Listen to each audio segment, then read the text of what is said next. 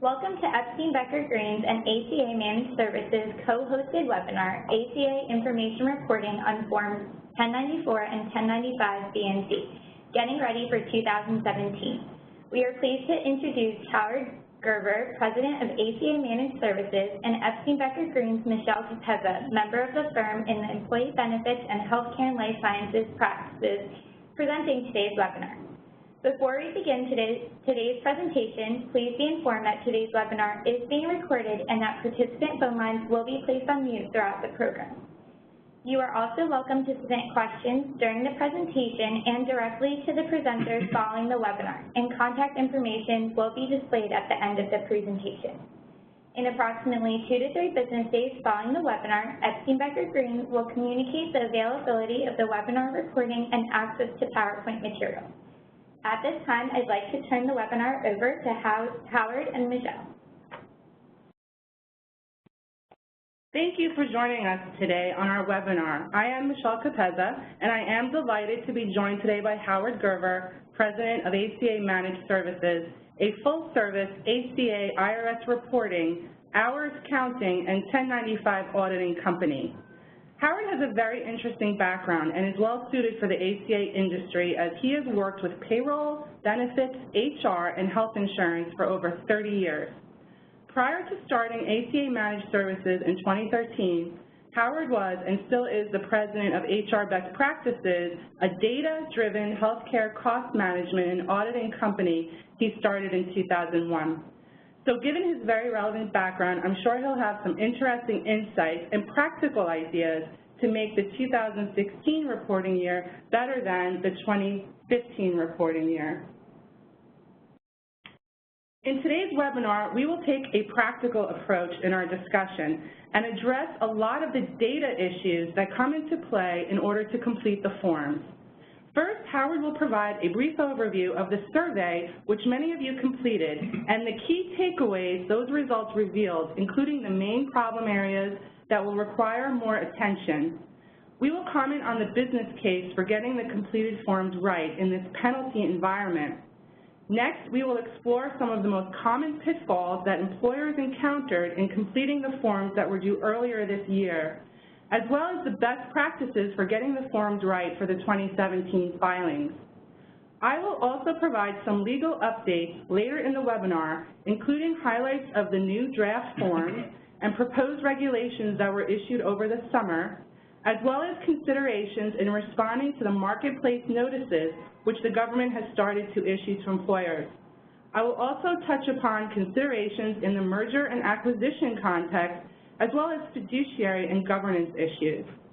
We will take questions from you at the end, and also Howard and I can stay on the line until 2:30 if we need more time, or if you'd like to let us know, we can discuss later offline as well. So Howard, let's get started. Based on the survey that many of our attendees completed, take us through some of the key takeaways that the results reveal. First, it's a pleasure to be here, Michelle, and during this webinar, my goal is to impart a lot of learnings that my company has compiled with our clients over the last 2 years, as we have worked with small clients with as few as 75 employees to a few very large clients with several thousand of employees. I can tell you that everyone has the same problems, no matter the size, and I look forward to sharing what I've learned with all of you today. Also, thank you to the many survey responders for providing the ACA employer community with your responses. Let's talk about this slide. You can see from the first 2 takeaways, there is a lack of confidence in the reports being correct, which is really not that surprising. From working with our clients last year, we realized the amount of effort that employers had to put forth, and it makes sense that many of you have concerns. Concerns may be okay during a best efforts year like last, but this will not be okay moving forward unless paying a penalty is part of your definition of okay. Excuse me. For takeaways 3 and 4, ironically, everyone seems to think their source data is basically okay, 75% completeness. And irony here is only 25% of responders would hire an outside firm to do QA. I think this speaks to the basic premise that we did it right. after all was said and done, but you all realize how many ways there are to be wrong. Unfortunately, this is the type of confirmation bias that you and your vendor needs to be aware of, and it may get you into trouble next year. Takeaways 5 and 6 are also interesting. I think the jury is out as to who will be the go-to vendors. Everyone is waiting to see what the IRS does, and right now, everyone has an opinion as to the quality, such as data management, ACA legal expertise, quality assurance, and data security needed by these vendors. Net-net, I think the absolutely biggest takeaway from all the questions we asked is that one could surmise that everyone thinks, hey, it's the other person that got the forms wrong. Hence, there seems to be a lot of trust that the large payroll company, ERP software product, broker, or ACA reporting boutique firm like us did it right, but that all of you won't be surprised if that's not true. That summarizes our key survey responses. For those attendees that would like a copy of our survey summary, please send us an email after today's webinar. Michelle, next slide, please. Thank you, Howard. All very important points as we plan for 2017. Just as a refresher, as our attendees know, the government is using the data gathered from the forms in order to determine compliance with the individual mandate under the Affordable Care Act and the employer mandate. The main form of focus for applicable large employers, or ALEs as I'll refer to them in this webinar, is the Form 1095-C, completed by employers with 50 or more full-time employees, including full-time equivalent employees. The first step, especially those that are members of controlled groups that include other entities or who are close to the 50 or more employees number, is to confirm whether you are an ALE, subject to completion of this form and the employer mandate penalties. Attention must be given to proper worker classification as well, which we will touch upon later. The 1095-C is filed with the IRS using the transmittal form 1094-C. The 1094-C transmittal also captures key information related to employer status as an ALE. A copy of the 1095-C must be furnished to each employee for whom the ALE filed an information return with the IRS. Self-insured employers who are ALEs also use the 1095-C Part 3 since there is no insurer to file the B form. The 1095-B is completed by health insurance issuers and carriers for fully insured plans, and the 1094-B is the transmittal form filed with the IRS. Small employers who self-insure also use these forms. These forms monitor compliance with the individual mandate. So employers must ensure they're completing the correct forms, especially if they are an ALE, and meeting the filing deadlines and providing the forms to their employees in a timely manner. Once the forms are filed, the government can use this information to determine which employers are providing minimum essential coverage that is affordable and in compliance with the Affordable Care Act, and that individuals are meeting their mandate to have coverage. Howard, can you say a few words about this big data environment and how the government is going to accomplish this? Sure. Thanks, Michelle. We've now come to the crux of our webinar, why 2017 matters. Let's talk big data in a bigger way. Much the same way the IRS uses metrics and red flags to identify taxpayer audit candidates, it is highly likely the IRS will leverage big data to identify questionable employers. If I have to get one point across during this entire webinar, it's this. The IRS is going to find the mistakes, and it's not going to be some paper pusher who will be looking at the data. Using big data, the IRS will be able to compare geographical, industry, and employer-sized benchmarks to identify exceptions and audit candidates. In fact, using advanced algorithms, the IRS will be able to identify employer-based conflicts, standout notices, and you can bet that that will automatically generate a lot of work for you if it happens. For example, working with healthcare.gov, the IRS has the ability to identify audit candidates and enforce the individual and the employer mandate. Employers will need to defend employee claims stating they were not offered coverage. For those of you that are cynics and are thinking, this just isn't possible, please allow me to remind you of a big financial push to get billions of dollars right now from employers. And here's an example of what they can do. The government created a data matching program. It's really the first of its kind, involving 3 federal agencies, the IRS, the Social Security Administration, and the Center for Medicare and Medicaid Services. Together, they are on a mission to collect monies related to erroneous coordination of benefits for employers that may have incented or guided employees or their spouses onto Medicare. I understand this initiative has accounted for approximately $3 billion, that's $3 billion in collections in a very short amount of time. Another very convenient example is in today's Wall Street Journal, which shows a data collaboration between the IRS and healthcare.gov. In today's article, it discusses how the IRS will provide the names of taxpayers that incurred the individual mandate penalty, and they're giving them to healthcare.gov. Why, you may ask? So healthcare.gov can then do targeted communications campaigns to boost enrollment to help out with some of the financial troubles that the overall act is realizing. So if you take a step back and think about it, the same will apply to our 1095 world. We also predict a huge amount of data and collaboration among governmental entities will happen. Again, if you don't think penalties are coming, think again and get your reporting right too. But let's give this some financial context. Michelle?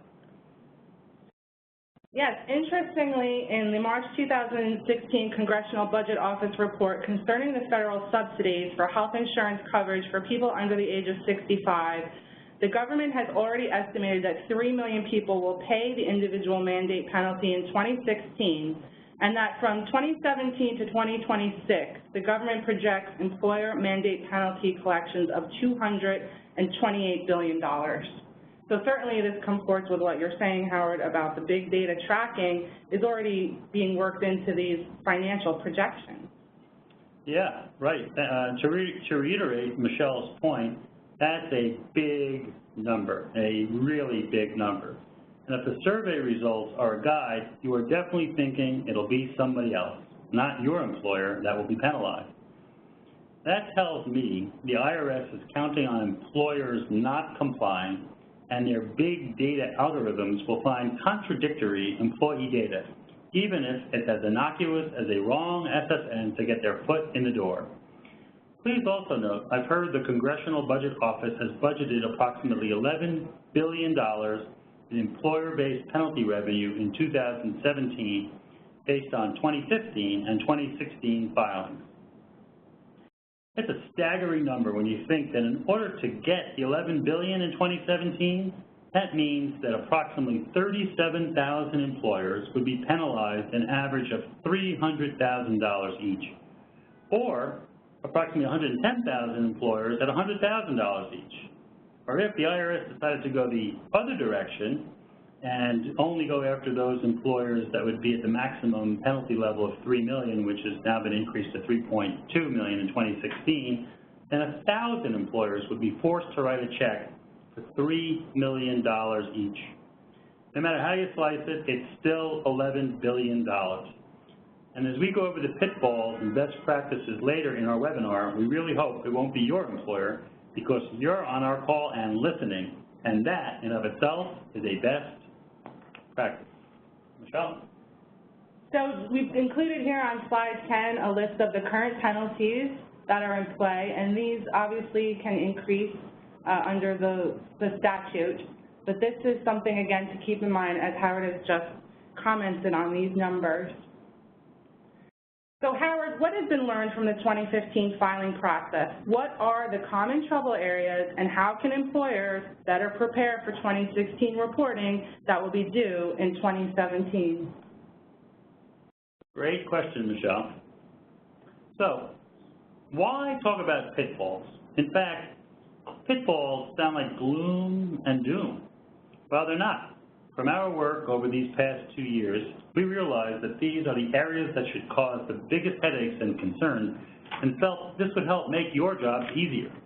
In fact, we actually created a website for the ACA employer community called www.acamanaged www.acairsbestpractices.com. That's www.acairsbestpractices.com, where we go into much more detail about both these pitfalls and also the best practices, which we will be highlighting here in a few minutes. We hope you'll visit the site. And we're also looking for contributors. That means you.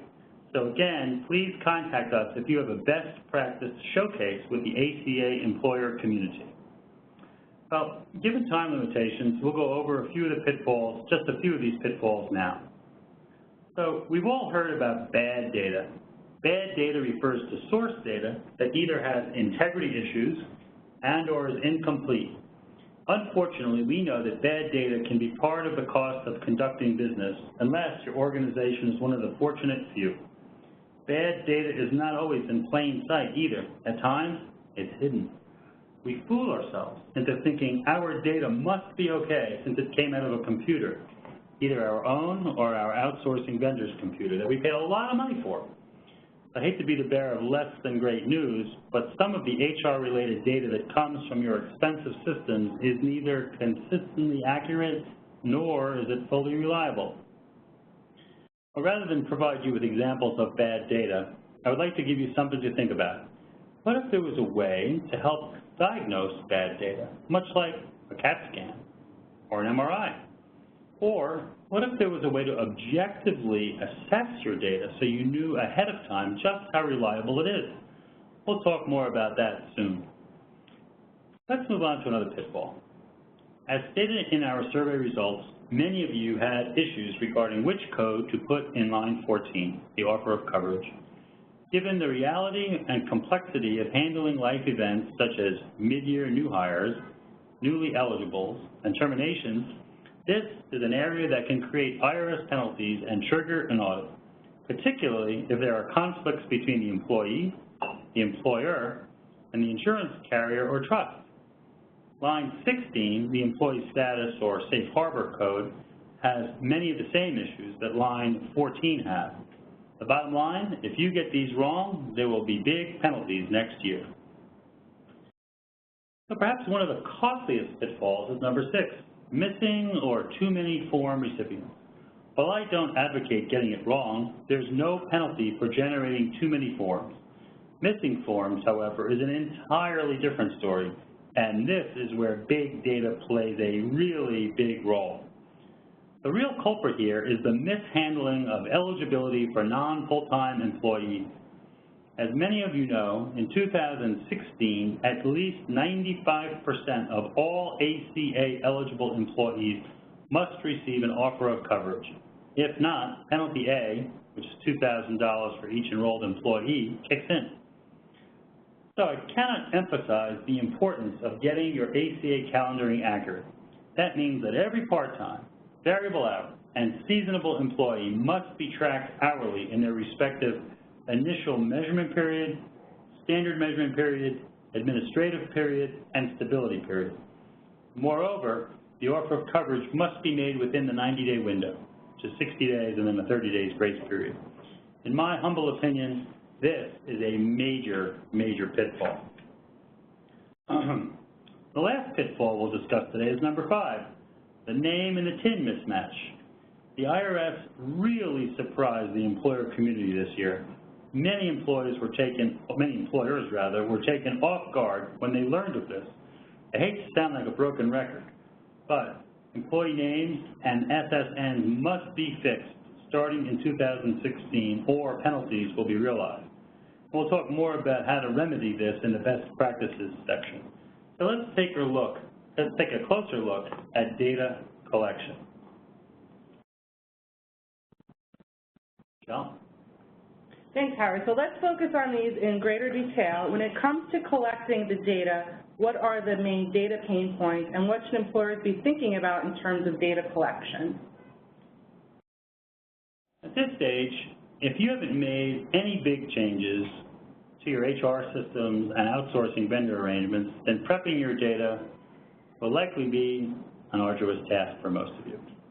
While this will sound like a statement of the obvious, you should start collecting and verifying employee names and SSNs now, If you've got a self-insured plan, get these for dependents too. If your waiver information resides in external systems or even filing cabinets, start getting it now. If your plan is an off-cycle plan, i.e. starts after January 1, start prepping your earlier plan year data now. I recognize that open enrollment is around the corner for many of you, but each of these should also be at the top of your list. Michelle? And I would like to just raise a point here regarding misclassified workers. As our listeners know, misclassified workers raise many issues, not only from an employment law standpoint, but also an employee benefit plan standpoint. So for health plans, a key requirement is properly defining full-time employees and equivalents for the mandate to determine if an employer is an applicable large employer and that the requisite number of full-time employees and their dependents are offered qualifying coverage. As Howard stated, we're now in an environment where the ALEs must cover the requisite 95% of full-time employees. Properly identifying which workers are actually the employer's employees in addition to their hours of work is a critical step. This gets even more complicated when the employer has workers through alternative arrangements, including relationships with staffing firms. Here it must be determined who is the employer, and a contract with the staffing firm does not override the common law test for making this determination. If the staffing company is the employer, it must be determined if the worker is a variable hour employee, someone who can reject work, not expected to work 30 hours per week, or works no more than 13 weeks. If the staffing firm is not the employer, but the worker is on the staffing firm health plan, there are also requirements that the client employer pay a higher fee than if the employee was not enrolled in the staffing firm plan, and the service contract reflects that increase in fees if the worker enrolled in the health plan of the staffing firm. The staffing firm, as an employer, must also consider whether its plan is now a MIWA in such circumstances. So it's another layer of complication in making sure that the requisite number of employees are covered and that the proper reporting is being done for these workers. Yeah, that's a lot of good information, Michelle. So let's talk a little bit more about collecting data. So one way to mitigate bad data is, one, to really understand which data you truly need. Number two, know exactly where the various HR, payroll, benefits, health insurance data lives. Three, to master how to extract that data. Four, if the data resides in multiple places, make sure there's a unique employee identifier that is exactly the same so your programmers can accurately combine the data. And the last one is develop internal controls to make sure the actual results mirror the expected results. And by the way, internal controls could easily be its own webinar for those of you that want to truly mitigate your financial and political risk. So what does that mean? Here's a real easy control, for example.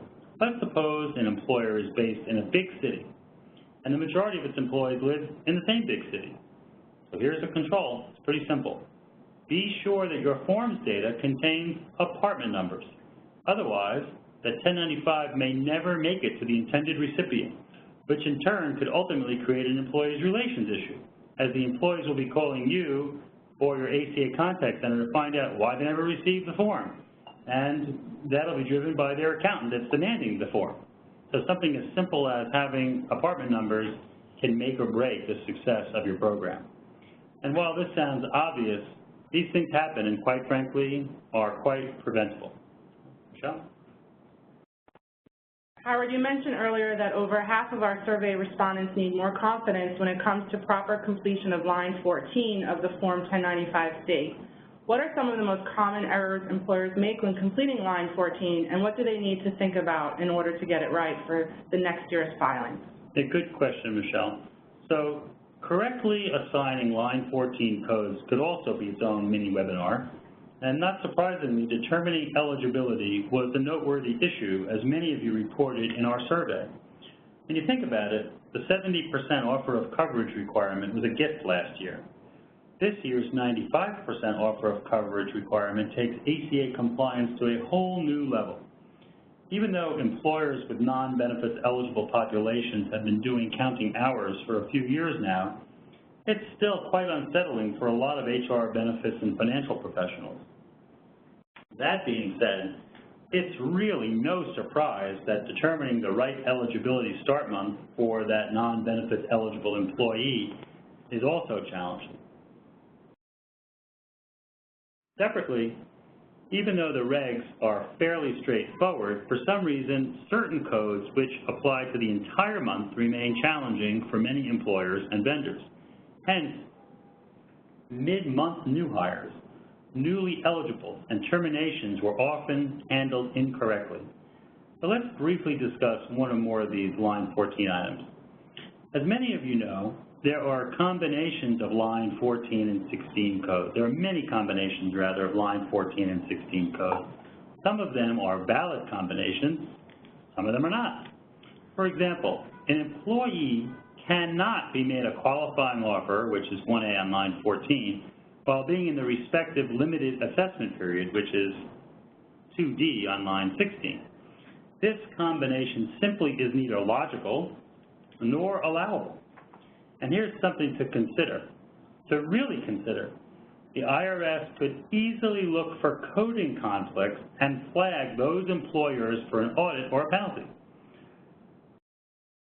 Since 1095 reporting was new, I would speculate that most forms software did not have the requisite edit checks.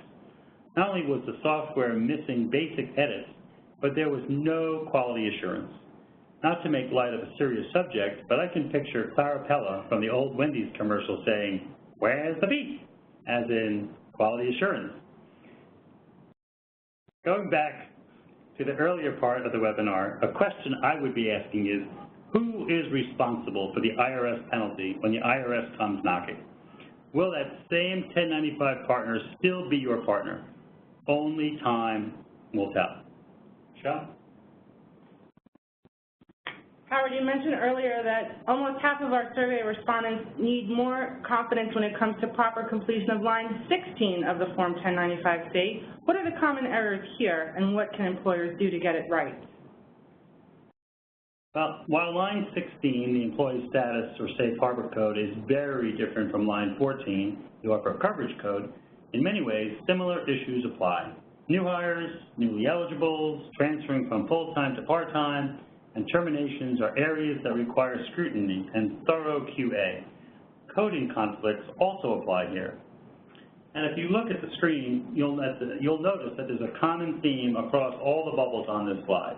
They're all QA in nature. So let's talk about internal controls again. Earlier in the webinar, I gave an example of preparing expected line 14 and 16 counts, which can then be compared to actual results. So let's take a sample employer that has 1,000 employees that are enrolled in the plan, and we know basically there should be 12,000 2Cs, which again, a 2C, for those of you that remember, are enrolled in coverage.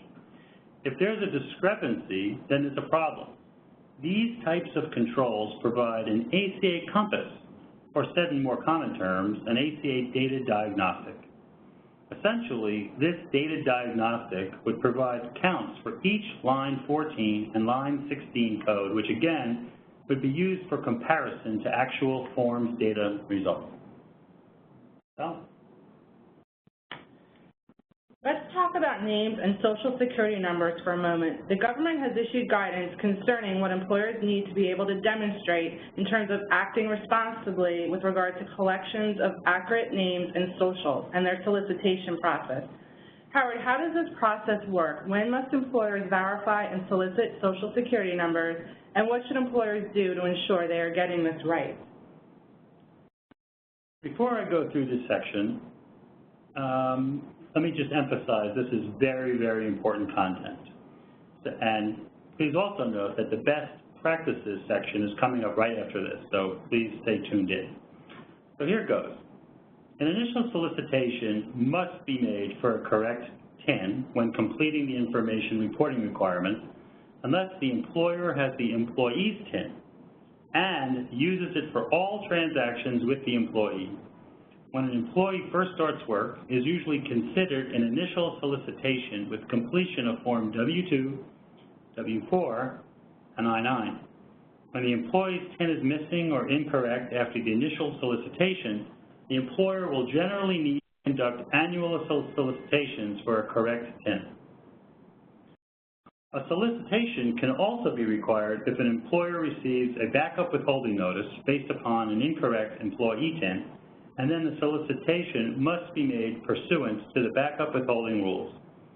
If the IRS sends the employer a notice about an incorrect SSN for an employee, the employer is required under the regulations to make an annual solicitation for the correct SSN by mail, phone, electronically, or in person. To avoid information reporting penalties, solicitations can be made in one of the following ways. One, an annual solicitation by mail, which is a letter simply stating that the employee must provide an accurate TIN, and failure may result in a $50 penalty per failure, and a Form W-9 request and a return envelope. Second way would be by phone, which you would then have to inform them of a $50 penalty and make a record of the call. And the third would be electronically. So, you need to make an SSN solicitation at the time of enrollment, make it a second time, and then a third time, all by December 31st of the year following the initial solicitation. Employers can show reasonable cause if the filing of the incorrect information is due to an event beyond their control or that there were significant mitigating factors. Employers must also show they acted responsibly and took steps to avoid the failure. Employers should not, I repeat, should not use the receipt of an IRS notice as grounds for employment termination. John? Thank you, Howard. So given these pain points that we have explored, do you see some best practices emerging among your clients? What should employers do to ensure they're getting ahead of the pitfalls and that they're on their way to accurate and complete information reporting? That's a great question, Michelle. One of my favorite parts of this. So at this point in the webinar, I'd like to focus on something much more positive and refreshing, ACA IRS best practices. What is a best practice, you may ask? Simple. Best practices are activities that if you proactively had your team or vendor do them, you'd be on top of ACA reporting for your employer. And you would dramatically lower your chances of penalties. They'll establish rules to use year after year as long as the IRS requires this information. And of course, you'll sleep very well throughout the year. Before we go into the actual best practices, let me remind you of our site to visit, which is www.acairsbestpractices.com for more information. Okay, let's explore some of these best practices in greater detail. Not surprisingly is number one, review data early and often. That is very important. As Stephen Covey says, be proactive. Get as much data as you can and test it to make sure it's ready when needed. If it's not accurate, then fix it. If it's still not accurate, then keep fixing it. If you get into the habit of entering data monthly and testing, you'll uncover a great many data inconsistencies that can actually save you money. Let's explore another best practice. Number four, objectively review last year's form data. This is an absolute must for any employer that either one, lacks confidence regarding last year's effort, or two, wants an independent and objective opinion. Hey, you know, as a professional that has audited hundreds of health plans, including eligibility, claims payment accuracy, and disease management performance, I personally feel uniquely qualified to state the following. Just like there are lots of mistakes and leakages occurring in your health plans that require fixing, many errors likely exist in your 2015 forms data as well. Again, since best efforts no longer apply, employers can't afford to repeat last year's mistakes. Your vendor should be able to help you, or you may want to get an outside opinion. You may have gathered that I am a data geek, among other things, and since I am a data geek, another one of my favorites is number five, perform a data diagnostic, because it's your 1095 canary in the coal mine. You may be asking, what is that, and how do we do this? And think of it as a big data audit. Rather than test a small number of sample data points, as in a normal type of audit, you look at the entire data set for big patterns.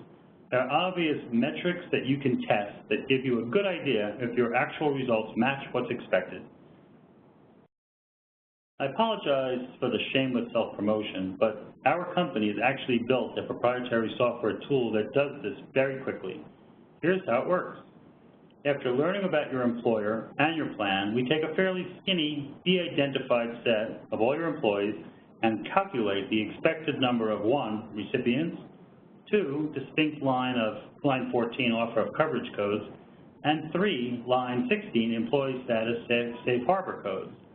For example, let's take the extremely simple scenario we referred to earlier with 1,000 employees that have been made a qualifying offer and that are enrolled in the plan. So if we do some quick math, there should be 12,000 1As, which is the qualifying offer of coverage, and 12,000 2Cs, which are those that are enrolled. If the test run produces different results than Houston, we have a problem. Net, using these metrics, a client can then compare their actual results to the expected results. And in the event there's a disconnect, this disconnect provides an evidence-based, objective compass to help remedy the problem. If I do say myself, it's pretty cool. So let's explore 3 more ACA IRS best practices.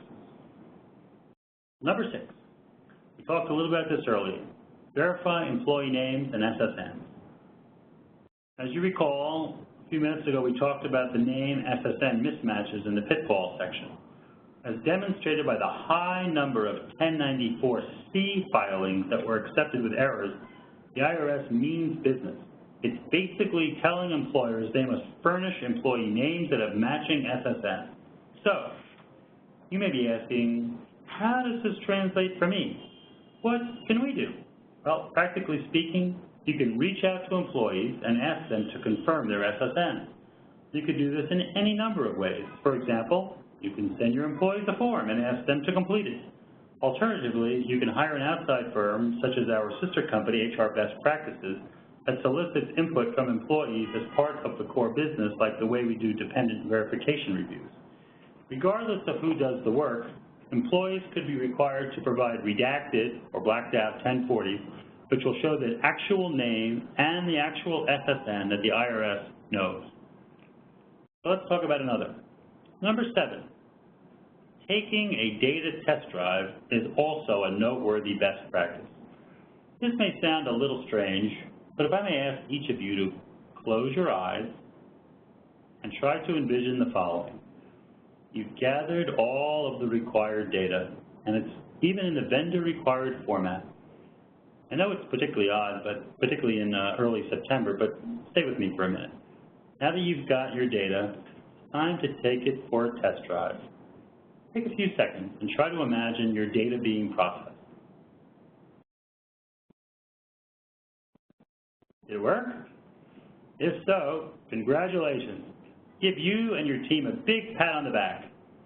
Oh, and if it did, please don't forget about sharing your best practice experience with us on ACA, IRSBestPractices.com, as the ACA employer community needs more success stories. Did it not work? If not, why not? What were the problems? How big were the problems? Can you figure out how to fix it? Do the number of distinct line 14 codes match the expected number? While this sounds a little hokey, it's actually a great visualization exercise. So since we still have a few minutes left, let's explore one more best practice. Number 8, document and retain proof to provide an audit trail is easy and important, particularly if you think your organization is at risk for getting audited. The first thing to do here is to create a checklist of high-risk items, such as items that could translate into high IRS penalties or employee relations issues. For example, you absolutely need to keep good records of which employees were made an offer of coverage and which were not. Make sure to keep the date and the supporting documentation. Also, an important but often overlooked area is waivers. A signed form by the respective employee that waives coverage should be included in your records. This will come in real handy if this same employee buys health insurance on the exchange and qualifies for a subsidy, as you will need this proof to further your cause. Another important item to document is attempts made to collect the SSN. You may recall up to 3 attempts must be made. Included in your audit trail should be the date, the modality, i.e. how you reached out to them, and the result. And these are just 3 checklist items. It's important to take time and get documenting your audit trail right now, as the stakes are high. Michelle, did you actually want to add another best practice? Just following on that note, if you have a record retention policy, and you should have one, especially with regard to your other benefit plans and your Form 5500 filings, this should also be part of your record retention practice, maintaining records of your control group determination, the communications and the reporting that went to the employees, how you determine eligibility in any of your measurement methodology and look-back periods, as well as the affordability calculations, noting that for 2016, the affordability percentage is 9.66% of household income, and for 2017, it will be 9.69%. So all of this information will help substantiate how you completed the forms if and when we get to the IRS audit. So let's take a look at line 14 in a little bit more depth. What kinds of data self-audits do you recommend, Howard, with regard to properly completing line 14? Self-audits. Kind of like the sound of that, Michelle. At an absolute minimum, self-audits need to be done to further mitigate risk. Here are a few self-audits that come to mind. 1, the expected number of recipients is the first self-audit that I would do. Try to step back and objectively size up the population, including every employee that's affiliated with your employer. Have all the groups been accounted for? Do we have too many recipients? While that last one actually sounds strange, we heard about an employer that sent 1095-C forms to employees that terminated a few years ago. While this has no financial exposure, it did create an unwanted disturbance for HR for about a month.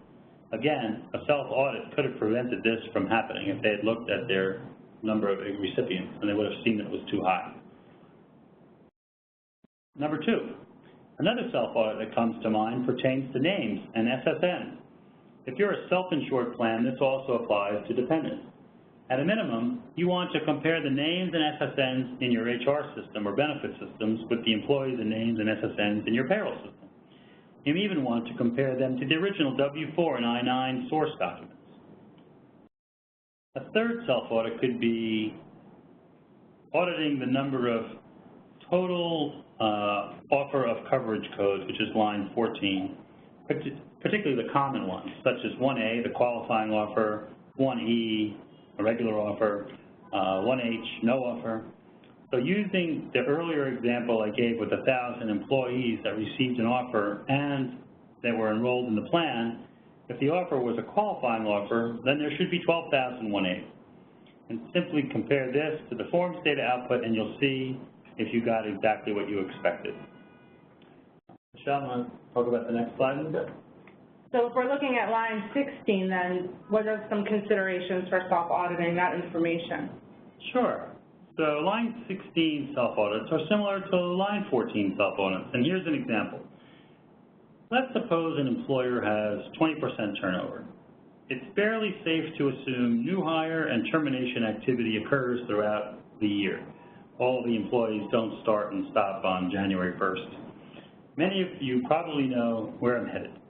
A great self-audit would be to calculate the approximate number of distinct employees that have 2 A's in line 16, which means not employed.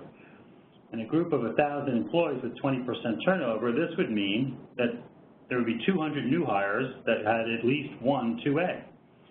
And this would also mean, for example, that each of the 200 termed employees, assuming that it's, you're replacing a one-for-one, every person that leaves there's somebody that's hired to replace them, that there's at least 200 of those that have the respective code.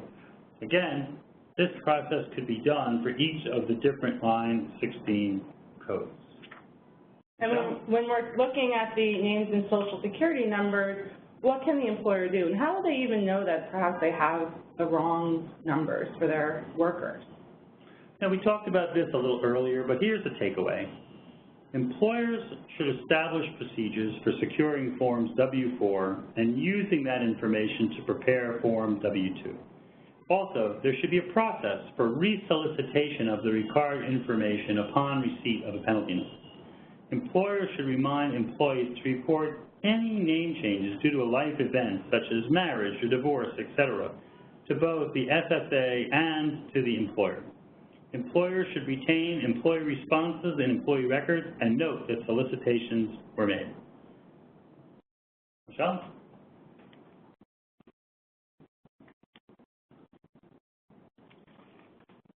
So Howard, when an employer takes a step back and looks at the information reporting project at a high level, what should employers and their teams who are charged with completing this task ask themselves in order to get their house in order and proceed with the filings due in 2017? That is a great question, Michelle. As a full-service ACA IRS reporting vendor that worked with clients last year, this page really presents some great questions that each of you should take back to your respective organization and ask them of your go-to 1095, 1094 team. Since each of you are different, only you will know which questions are most relevant to your employer. So at a minimum, I would act on question 5.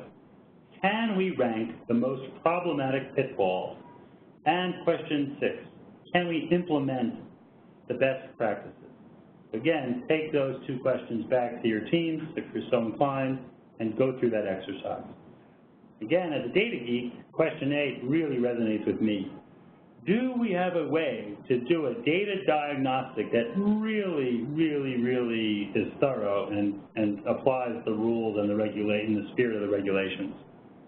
That makes a lot of sense to me.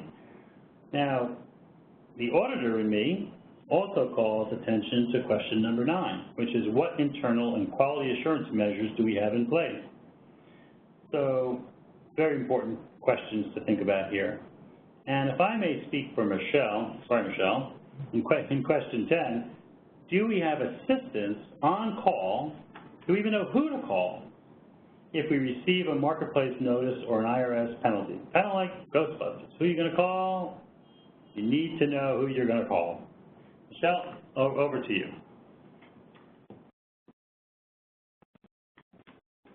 Howard, it's worth commenting that in addition to getting ready for 2017, there may be some cleanup required for the 2015 forms that were just filed earlier this year. Correcting errors is part of the good faith effort to file accurate and complete information returns.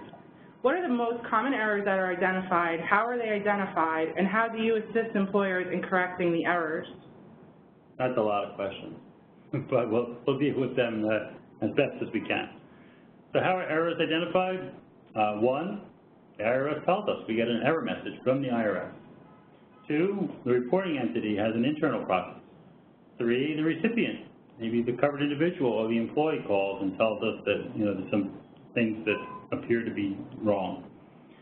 So the best practice for the filers is to develop an internal review process. If a transmission or a submission was rejected by the IRS, then a rejection requires a replacement transmission. It is necessary to replace all records in the transmission or submission that was rejected. A corrected return corrects an inaccurate form, such as a Form 1095B or C, or a transmittal, the 1094C, that was previously filed and accepted with or without errors by the IRS. A Form 1094B transmittal cannot be corrected.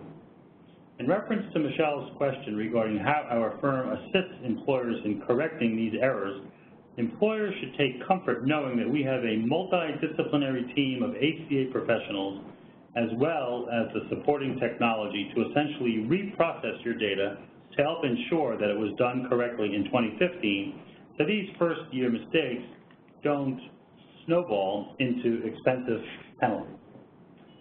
So? In the remaining time we have, I would like to provide you with some updates on new developments related to the forms and proposed regulations that were issued this summer. Final forms and instructions have not yet been issued, and proposed regulations are in a comment period or just completing a comment period. So again, these are developments that must be monitored so that compliance with final rules is met. As we've mentioned in this webinar, the good faith standard is no longer in play. It will not be enough to file the forms with inaccuracies under a good faith standard in 2017. In order to seek a waiver of penalties for the 2016 filings made in 2017, an employer will need to meet a standard of reasonable cause and no willful neglect. With this standard, an employer must show that there are significant mitigating factors or the failure was due to certain events outside their control and the filer acted responsibly. Also, at this time, anticipate that the filings will need to be made with the government and disseminated to employees under the regular schedule without extensions. Generally, statements to employees due the last day of January following the calendar year in which coverage was provided. Forms must be filed with the IRS by the last day of February if filing on paper, or March if filing electronically, which is required for employers with 250+ returns. As far as the draft forms that have been released, it is worth noting a few of the changes. The transition relief codes for 2015 regarding the 70% coverage of employees as opposed to 95% as exempt from penalties if had less than 100 employees is eliminated from the Form 1095-C. Line 14, conditional offers to a spouse, has a new code 1J, used if minimum essential coverage providing minimum value is offered to an employee and conditionally offered to a spouse but not dependents. A common conditional offer occurs when coverage is offered to a spouse only if the spouse certifies he or she is not eligible for coverage under a plan sponsored by his or her own employer or not eligible for Medicare. If you use this code, it could lead to a penalty because coverage is not offered to dependents. Code 1K is used if qualifying coverage is offered to an employee, dependent, and conditionally to a spouse. If you use either new code 1J or 1K, you must complete line 15 of the 1095-C. The new C forms have a new code for COBRA. Offers of COBRA following a termination of employment should be coded with 1H, line 14, and 2A, line 16, whether or not COBRA is elected. You would do the same for retiree coverage if the former employee was a full-time employee for at least 1 month of the year. For COBRA offers after a reduction in hours, treat as an offer of coverage on line 14, 1095-C. Line 15 also clarifies that the employee required contribution for line 15 of Form 1095-C is the employee's share of the monthly cost for the lowest cost self-only minimum essential coverage with minimum value offered. Regarding proposed regulations issued this summer, it is worth noting there are regulations providing guidance under Code Section 6055 that relates to the Form 1095-B and 1095-C Part 3 for self-insured plans. If the employee is covered by multiple plans providing minimum essential coverage by the same sponsor, reporting is only required by one of the plans. These rules apply month by month per individual. Therefore, if for a month an employee is enrolled in a self-insured health plan and an HRA by the same employer, the employer only reports one type of coverage. But if the employee drops coverage under the health plan, the employer reports coverage for the HRA for the remaining months.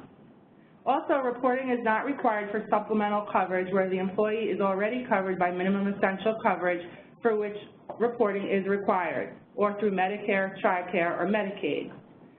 More guidance on the Social Security numbers. It's important to file, obviously, with correct numbers.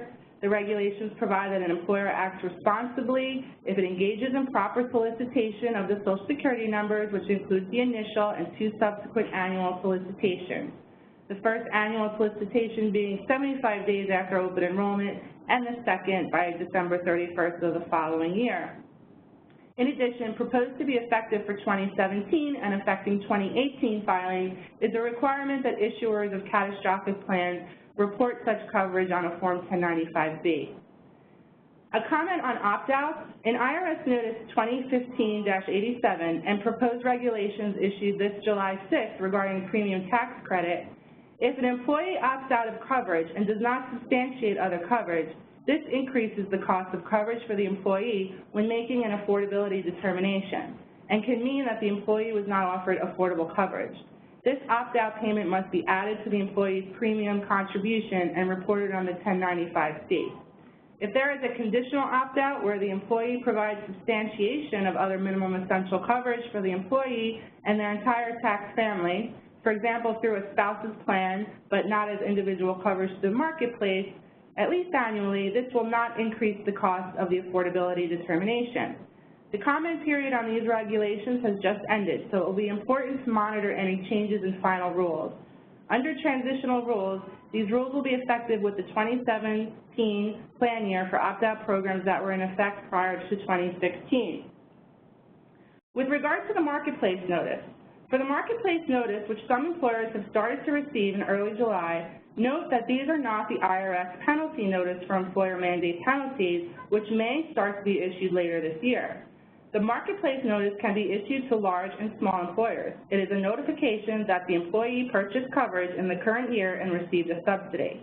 An employer has 90 days after the date of the notice to appeal and claim that the employee should not receive the premium tax credit. It is important for large employers to check records to determine if this employee was offered qualifying coverage and that the employee was properly classified, and then determine if it is necessary to challenge the employee's receipt of the subsidy, because this could be a trigger for later receipt of an IRS penalty notice. So thought should be given to setting the record straight and get defenses in order. This could be appealed via the marketplace appeal form or writing a letter. If the employer wins the appeal, the employee would have to pay back the subsidy received or offset it against any tax refunds. The Marketplace Appeals Center will issue the decision. The IRS penalty notices that are anticipated will indicate that the IRS believes that the employer did not offer qualifying coverage during the prior year. Employers will have a chance to respond and appeal these penalty notices. As far as some additional considerations, I'd just like to make a few comments here. In the merger and acquisition context, we're starting to see in the due diligence more questions about ACA compliance and particularly the information reporting compliance. As we stated earlier, these are big ticket liabilities, not only the employer mandate, but also failure to issue the proper forms and file the forms with the IRS. So especially if you are a buyer, you want to consider obtaining reps and warranties regarding such compliance. You may actually want to review some of the samples of the forms that were filed, and as Howard indicated, there are certain codes that would not even make sense to be on the same form. They would conflict. So this is something you may want to take a look at and anticipate if there is risk exposure and penalty exposure, and determine what might be necessary in terms of a purchase price or any escrow situation in connection with the deal. And also consider fiduciary responsibility issues and governance. We work with a lot of committees, benefit committees, and many committees cover both retirement and health and welfare, or they're separate, or some committees haven't even addressed health and welfare in the context of their governance meetings. But again, with the Affordable Care Act, we have a tremendous amount of compliance and requirements. So plans, fiduciaries, there are fiduciary responsibilities with regard to health and welfare plans and meeting the reporting and disclosure requirements of the information reporting. So an issue you'd want to make sure your fiduciaries are looking at, that they're handling, if they're selecting vendors to assist, that they are prudently selecting and monitoring the work that is being done, and that they are on top of the filings getting completed in a timely fashion, because there is obviously exposure and penalty risk that would have to be brought to the board or the head of the organization should one of these penalties hit the company.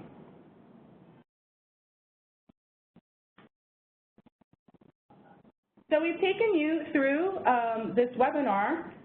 We've explained the business case and the penalty environment, the pitfalls and the best practices that we see, some of the legal updates and considerations for you to bring back to your team, and questions you should ask your team as you think about how this process was completed last year, knowing that the good faith standard is no longer in play, and that it's really time to get serious and ensure that what you did maybe is reviewed, maybe do a self-audit and make sure that you're not just relying and repeating a cycle of bad data, especially if you did receive some forms back that were incorrect, that you address them, that you go through the process of correcting those forms, because that is part of meeting the good faith standard as well for last year's filings. And we'd be happy to look in our questions. If there are any questions, we can try to access them now. And also, as Howard stated, feel free to reach out to us, and we'd be happy to speak with you further if you have any particular issues. So we did have a question from the audience, and we were asked, for how long should these documents that you refer to be retained in the event of an audit? 3 years, or is it? Yeah, I mean, from my perspective, we always look at this from the standpoint of a Form 5500, certainly. Technically, IRS audits go back 3 years, but you also have overall ACA compliance, and there can be a DOL audit as well. And from that standpoint, I would like to recommend a minimum of 6 years, as well as considering if there is any interplay with state law that may come involved with any aspect of ACA compliance, being mindful of what states you operate in and maybe some of those statute of limitations as well. I know folks don't like, there are many reasons why they like to streamline their record retention and not hold on to data, but I think that as we learn more about how these audits will be conducted and what kinds of questions might be asked and how far back the government might look, the longer the better in this environment. Hold on to those records to support how the forms were completed. Then Hallie, I know you're big on data, and we just asked for a caller asked for clarification on the 1,000 employees and how that translates to 12,018, I believe. Okay, great. All right, so the question, I think, is I referred to an example of an employer with 1,000 employees, and someone is questioning, well, if we have 1,000 employees, why do we have 12,000 codex, in this case a 1A or a 2C? That's because those codes need to be assigned for each month. So 12 months, 1,000 employees, gets us to 12,000 of those codes. So hope that helps answer your question. And then will a copy of the presentation be sent out? Yes, the presentation and the recording itself will be sent out by Epstein Becker Green in approximately 2 to 3 business days. And we have some, do we want to wait for more questions? So if you do have any other questions, please feel free to message Michelle or Howard, and we will be communicating all presentation materials to you. Thank you for attending the webinar, and have a wonderful day.